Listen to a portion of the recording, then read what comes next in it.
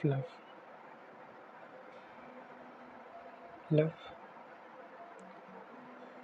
is something that takes a lifetime to be understood. Life of love, something that is cultivated over lifetimes, over repeatedly trying to understand what love is, repeatedly falling in love. Love is a spontaneous phenomenon of your soul.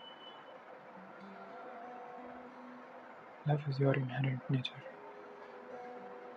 When everything, when every identity of you drops, love becomes so spontaneous that it expresses itself in silence.